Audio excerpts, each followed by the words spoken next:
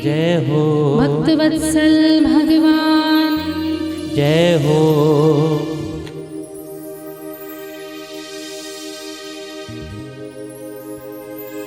तो भागवत का यह प्रसंग यही सीख देता कि अपने बच्चों को संस्कार से जोड़िए और संस्कृति से जोड़ कर रखिए। भले ही कितने भी ऊंचे पद पर पहुंच जाए, लेकिन अपनी जमीन को नहीं भूलना चाहिए। कितने भी आसमान में उड़ो, अंत समय में आना उस जमीन पर ही है। अमीर हो, गरीब हो, छोटा हो, बड़ा हो, कैसा भी हो, अंतिम लक्ष्य, अंतिम पड़ाव उसका मृत्यु ही है।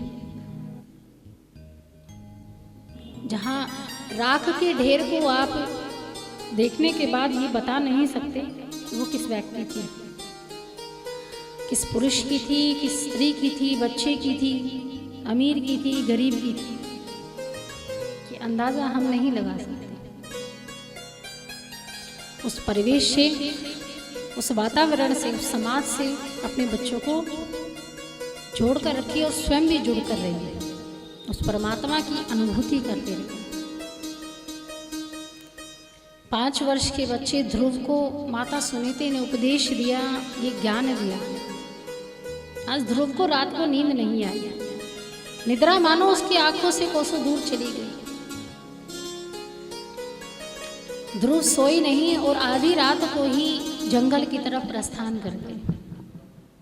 अंधेरी रात, कृष्ण पक्ष की रात, बस खोजते रहे श्री हरि विष्णु को, जिसका नाम छोटी माता के मुख से निकला था, जो नाम उसने अपनी माता के मुख से सुना था। उस नाम की खोज में आज निकल पड़े। भगवान श्री हरि नारायण इस दृश्य को देख रहे थे।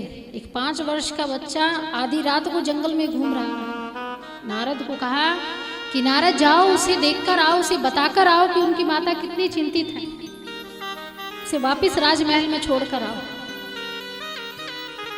नारद ने आदेश का पालन किया, पृथ्वी पर आए, ध्रुव के सामने आए। ध्रुव ने वीणा देखी, श्रीमन नारायण का उच्चारण सुना तो कहा कि तुम नारद हो ना? नारद ने कहा मैं नारद हूं। तुम तो वीणा लेकर बस एक ही नाम कहते हो, श्री हरि, श्रीमन नारायण, श्रीमन नारायण, श्रीमन नारायण। तुम विष्णु को जानते हो तो मुझे एक बार श्री हरि विष्णु से मिला दो, तुम मिलवा सकते हो। नारद ने कहा कि भगवान से मिलना इतना आसान नहीं है, वो क्षीर सागर में रहते हैं, समुद्र में रहते हैं, जीते जी तो तुम उससे नहीं मिल सकते, इसीलिए तुम्हें मरना होगा। ध्रुव ने कहा कि मैं मरने से नहीं डरता, लेकिन मैं ऐसा भक्त भगवान का बनना चाहता हूं जो शरीर भगवान से मिला हो, जो जीते जी जिसने भगवान को पाया हो उसका कोई प्रयत्न बताइए। नारद जी ने कहा कि इसके लिए तुम्हें कड़ी तपस्या करनी होगी, कड़ा तप करना पड़ेगा। कहा जो कहोगे वो करूंगा, लेकिन मुझे भगवान मिल जाने चाहिए। एक गुरु का सानिध्य ध्रुव को मिला, संत मिले, और उन्हीं नारद जी ने ध्रुव के कानों में मंत्र फूंका। 12 अक्षर श्रीमद् भागवत का, वेद पुराणों का कान में फूंका नारद जी ने। ओम नमो भगवते वासुदेवाय, ये मंत्र नारद जी ने दिया।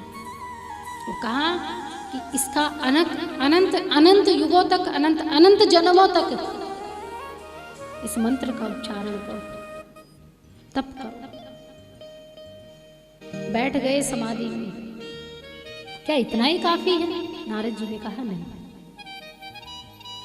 तुम छोटे बच्चे हो, 5 साल के हो। जब किसी जीव को भगवान को पाने की राह पकड़नी होती है तब उम्र नहीं देखी जाती, चाहे वो बालक हो, चाहे वृद्ध हो, चाहे प्रौढ़ हो, चाहे वो यौवनावस्था में हो। लेकिन जो भगवान की राह को चुन लेता है तो उसे कड़ी से कड़ी परीक्षा देनी पड़ती है। कहा बताओ फिर और क्या करना पड़ेगा? कि तुम्हें अन्न और जल दोनों त्यागने पड़ेंगे।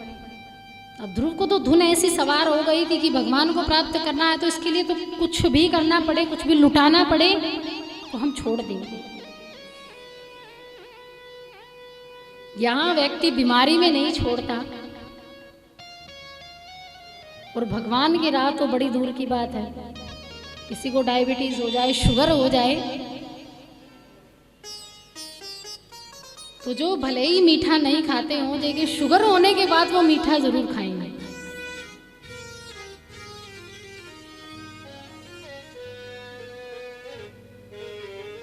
और भगवान की राह तो बस 5-7 मिनट, इतना ही, 1 घंटा, मैक्सिमम आधा से आधा घंटा ही भगवान को दे दिया, बस वही काफी। इतना ही समय हम आपको दे पाएंगे बस। लेकिन यहाँ ध्रुव ने तो सब कुछ छोड़ने का आग्रह कर दिया कि मैं सब कुछ छोड़ने के लिए तैयार हूं, बस श्री हरि मिल जाने चाहिए, इस चीज की गारंटी तुम ले लो। अब गुरु ने कहा, नारद जी ने कहा कि इस चीज की गारंटी मैं देता हूं कि जो मंत्र मैंने तुम्हें दिया है इसका निरंतर तुम जप तप करोगे तो तुम्हें श्री हरि मिलेंगे और उस शरीर मिलेंगे। ऐसी गारंटी आज नारद जी ने दी। मंत्र फूका, मंत्र का उच्चारण किया, अन्न जल सब कुछ त्याग दिया। और तो और ध्रुव जी ने श्वास लेना भी बंद कर दिया। जैसे ही श्वास ध्रुव जी ने रोकी, वायुमंडल क्षीण होने लगा। वायुमंडल का जो प्रभाव था, जीव जंतु थे वो तड़पने लगे। भगवान ने देखा कि भक्त की मृत्यु हो जाए और वो भी तपस्या करते करते, तो ये मेरा अनादर है। उसी समय भगवान ने बिना देरी किए ध्रुव जी के सामने प्रकट हो गए। और ये एक जन्म का पुण्य नहीं था ध्रुव जी का कि इतनी जल्दी भगवान आ गए। ये 84 लाख योनियों के भटकाव में जो थोड़ा समय ही ध्रुव जी ने दिया था भगवान को, आज वो सभी पुण्य इकट्ठे होकर भगवान के रूप में सामने आ बैठे। आप ये मत देखिए कि केवल वो 5 वर्ष का बालक था। यही काफी नहीं है कि 5 वर्ष के बच्चे ने भगवान को प्राप्त कर लिया तो कौन सा बड़ी बात है। हमें इतने साल हो जाते हैं, पैदा भी हो गए, बड़े भी हो गए, बूढ़े भी हो गए, लेकिन फिर भी वो भक्ति नहीं आ पाती, सकाम भक्ति नहीं आ पाती। और यहाँ एक 5 साल के बच्चे को मिल गई और वो भी जीते जी। तो ये युगांतरों के पुण्य थे, युगों युगों के पुण्य थे, जो आज जिनका फल, जिनका समय था वो समाप्त हुआ था और आज भगवान ध्रुव जी के सम्मुख आए। ध्रुव जी ने आंखें खोली और साक्षात कृष्ण के दर्शन किए। भगवान ने कहा, पुत्र बताओ क्या चाहते हो। ध्रुव जी ने कहा, प्रभु मुझे इस धन की, इस राज्य की कोई लालसा नहीं है, कोई लालच नहीं है। मैं इसका राज्य भोग नहीं चाहता, मुझे नहीं चाहिए, मैं इसको त्यागने के लिए तैयार हूं। अगर आप मुझे मिल जाओ तो मैं सब कुछ छोड़ने को, वैरागी बनने को तैयार हूं। मेरे जीवन में संत आए, मैं बड़ा धन्य भागी हूँ, सौभाग्यशाली हूँ कि नारद जी मेरे जीवन में आए। एक गुरु ने मेरे जीवन में प्रवेश किया, मुझे प्रवचन दिया, मुझे मंत्र दिया, जिससे मुझे आपकी प्राप्ति हो गई। इसलिए कहते हैं कि गुरु में जीवन में गुरु बनाना आवश्यक है, और आवश्यक ही नहीं, जरूरी है। गुरु बनाने चाहिए ही चाहिए। गुरु के बगैर आपका जीवन असफल है, निरर्थक है, बेकार है, कोड़ी है।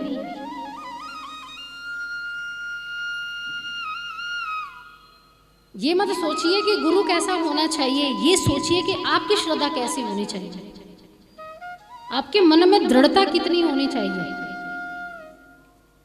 निष्ठा भाव कितना होना चाहिए।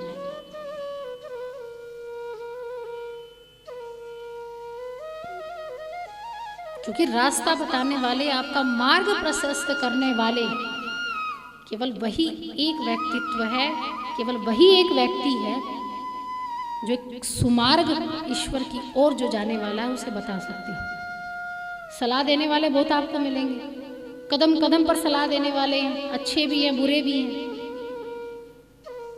लेकिन मन में हमेशा हम यही सोचते हैं कि सुनो सबकी, करो अपने मन की। यही कहते हैं, सुनो सबकी, सलाह सबसे लो, लेकिन जो आपका मन कहता है वही आपको करना चाहिए, चाहे उसका परिणाम कैसा भी हो।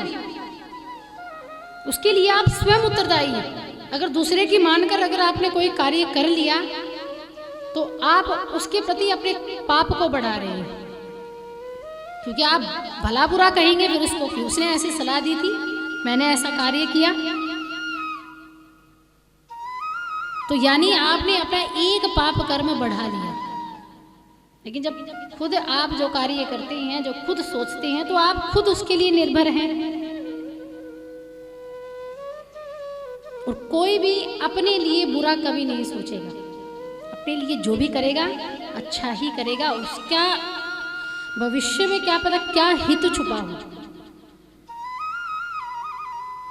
उसके लिए आप स्वयं उत्तरदायी होते हैं।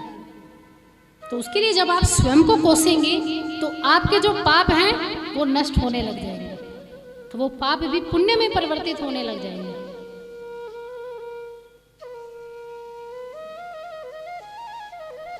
तो जो भी करो अपने मन को मानकर करो, जो आपका मन कहता है, और उसी मन के अनुरूप होकर ही आपको गुरु का, एक संत का चरण भी आपको प्राप्त कर लेना चाहिए।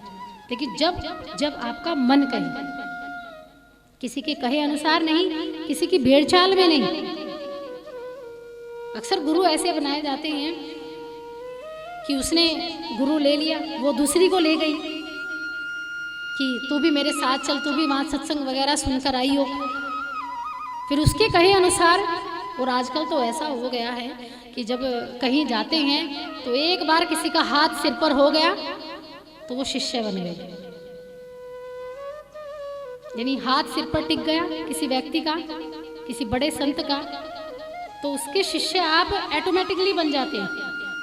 कहने की जरूरत नहीं पड़ती, उसको ये जताने की आवश्यकता नहीं पड़ती कि तुम मेरे शिष्य हो। और वो कई बार बिना अनुमति के हो जाता है। यानी आपका मन नहीं है, आप चाहते नहीं हैं, फिर भी आपको अनजाने में ही आप किसी के शिष्य बन जाते हैं। लेकिन ये जो शिक्षाएं होती है 4 संप्रदाय से बिल्कुल अलग होती है। ब्रह्म, रुद्र, श्री और कुमार, ये 4 संप्रदाय। जो अन्य पंथ हैं, जो अन्य संत हैं, उनका अलग एक रास्ता है इन संप्रदाय से अलग होकर, जो इनके अंडर में नहीं आते, इनके अंदर नहीं आते। वो भगवान से मिलाने का काम तो करते हैं, ऐसी बात नहीं है कि वो भगवान का रास्ता उन्होंने नहीं चुना है वो उनके संगी हैं, उनके संबंधी हैं, लेकिन उनका रास्ता बिल्कुल अलग है, उनका मंत्र बिल्कुल अलग होता है। वो फिर कृष्ण और राम को भूल जाते हैं, उनकी अवहेलना करते हैं, उनके बारे में भला बुरा कहते हैं। आप समझ रहे हैं बात को? अक्सर होता है ऐसा ही, आज कलयुग में तो ऐसा ही है कि जो बुराइयां करके, भगवान की बुराइयां करके जो अलग से पंथ बनाकर बैठे हैं, तो वो आपको पतन की ओर लेकर चलेंगे। जो राम और कृष्ण से दूर है, जो भगवान के भक्तों से दूर है, और जिस मंत्र में भगवान का नाम ना हो, वो मंत्र नहीं होता, वो सिद्ध कोटि का संत भी नहीं होता, और वो सिद्धि योगी मंत्र भी नहीं होता। तो ये बात समझ लीजिए कि जब आप ऐसे गुरु के सानिध्य में चले जाते हैं तो आप अपने जीवन को अधर में डाल रहे हैं। आप अपने जीवन को जीते जी सर्वनाश की तरफ लेकर जा रहे हैं। इस बात का विशेष ध्यान रखिएगा गुरु बनाते समय। अब नारद जी की बात आई थी इसलिए मैंने आपको बताया। और भक्त को भगवान कब मिले हैं? कोई भी ग्रंथ, धर्म पुराण में यही लिखा गया है कि बिना गुरु के भगवान की प्राप्ति नहीं हो सकती, नहीं हो सकती और नहीं हो सकती। कितना भी आप प्रयत्न कर लीजिए, जब तक किसी संत का हाथ आपके सिर पर नहीं होगा तब तक भगवान आपको, ना तो आपको मंत्र का फल मिलेगा, ना पूजा पाठ का फल मिलेगा, और ना आपकी जो क्रियाएं आप किसी के भले के लिए करते हैं उसका फल आपको प्राप्त होगा। जब एक व्यक्ति कोई अपराध करता है तो उसको कहाँ जाना पड़ता है? पहले FIR दर्ज होती है, उसके बाद न्यायालय में जाना पड़ता है ना। और सबसे ये प्रावधान ये होता है कि उस अपराधी को डायरेक्ट जज से बात करने की अनुमति नहीं होती, यानी अपनी पैरवी करना उनके हक में नहीं होता। अपराधी नहीं कर सकता अपनी पैरवी, स्वयं से अपना अपराध सिद्ध नहीं कर सकता, या वो बेगुनाह है या गुनाह है जो उसने किया है, उसको सिद्ध करने के लिए उसको किसकी आवश्यकता होगी? किसकी आवश्यकता होगी? वकील की। और आप सब जानते हैं, हम भी जानते हैं कि हम जैसे बड़े अपराधी कोई नहीं। भले ही हमने किसी का मर्डर ना किया हो, किसी के साथ लड़ाई झगड़ा ना किया हो, लेकिन हम उनसे भी बड़े अपराधी हैं। जाने अनजाने में ही सही, मुख से, चलते फिरते, व्यवहार से पाप तो हम करते रहते हैं, अपराधी हम भी हैं। जज कहाँ बैठे हैं? ऊपर बैठे हैं। जब यहाँ से वहाँ जाना है तो जज के सामने ही जाना है। जब अपराधी को वकील की आवश्यकता है तो हमें भी तो वकील की आवश्यकता होनी चाहिए कि नहीं होनी चाहिए? हमारा अपराध कौन सिद्ध करेगा फिर? उस भजन मंत्र की, उस मंत्र की ठेकेदारी कौन लेगा? हमारे कर्मों की ठेकेदारी कौन लेगा? हमारे पूजा फलों की ठेकेदारी कौन लेगा? उसके लिए उत्तरदायी कौन होगा? तो वो होंगे हमारे गुरु। अब आप कहेंगे कि मान लीजिए गुरु जी से पहले ही हम टपक गए तो फिर हमारी पैरवी कौन करेगा? अब पहले गुरु जी मर गए, उनकी मृत्यु हो गई, बाद में शिष्य जाए तो समझ सकते हैं कि वकील जी सामने खड़े पाएंगे, शिष्य जी आ रही हैं, अपराधी आ रही हैं, तो वो आगे जाकर भगवान जी के सामने पैरवी कर देंगे, बात रखेंगे कि मैं इसका गुरु हूं, मैंने इसको मंत्र दिया था, इसने जब तब किया, इसका मैं साक्षी हूं। लेकिन अगर पहले शिष्य टपक गए तो कौन फिर पैरवी करेगा? ऐसा भी तो हो सकता है। शिष्य की मृत्यु हो गई, भगवान के पास गए, तो वो कौन साक्षी होगा? वो साक्षी होगा आपके द्वारा जपे हुए मंत्र। कहते हैं जीवन में 1.25 लाख मंत्रों का जाप करना चाहिए, साक्षात उसे वैकुंठ गोलोक धाम धनु धाम प्राप्त होगा।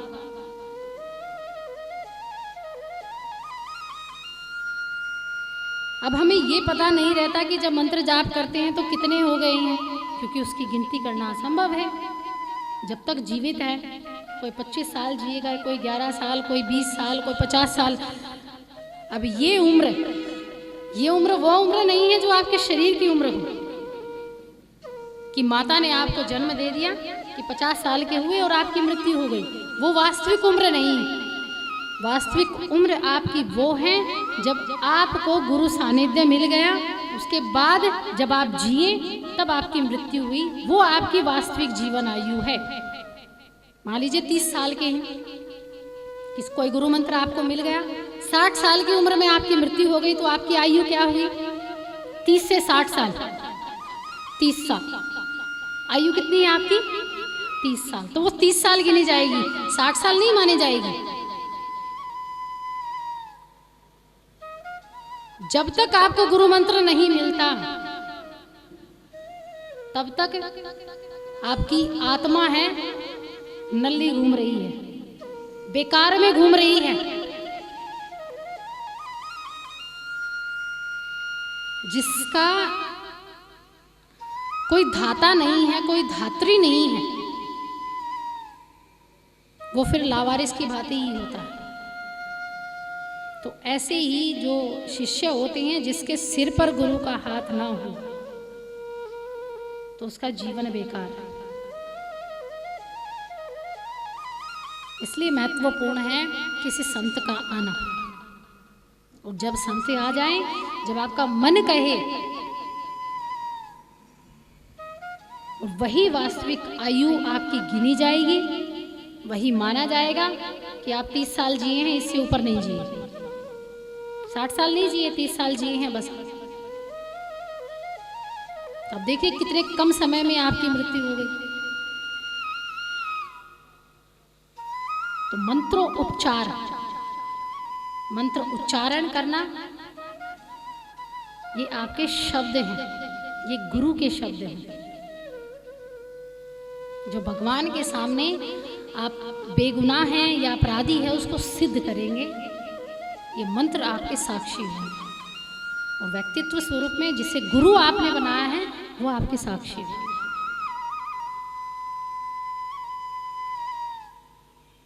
इसलिए सभी भक्तों के सामने और सभी भक्तों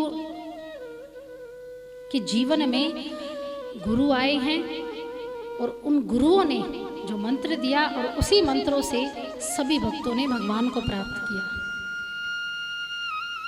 ऐसे ध्रुव ने भी भगवान को प्राप्त किया था, और जिस पर भगवान की कृपा हो जाती वहाँ तो गूंगे भी बोल पड़ते हैं और लंगड़े भी पहाड़ चढ़ने लगते हैं। वो जब है जब भगवान की कृपा होती, जब भगवान चाहते हैं। मंत्र के अभिवश होकर भगवान को आना ही पड़ता है। जब भक्त पुकारे तो भगवान को आना ही पड़ता है। 3 मित्र थे, बड़ा भगवान का भजन करते थे, दिन रात लगे रहते, लेकिन उसमें भगवान प्राप्त करने की कोई चाह नहीं थी, इच्छा थी अपने स्वार्थ की। भगवान ने सोचा कि चलो स्वार्थ है, एक बार दे आते हैं दर्शन।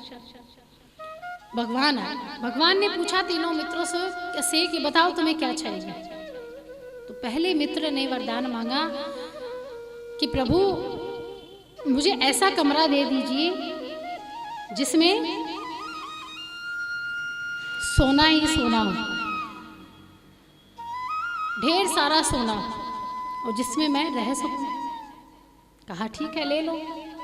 अब दूसरे की बारी आई, दूसरे को कहा कि बताओ तुम्हें क्या चाहिए, मुझे पता है तुम भजन कीर्तन क्यों कर रहे हो, इसके पीछे का कारण क्या है।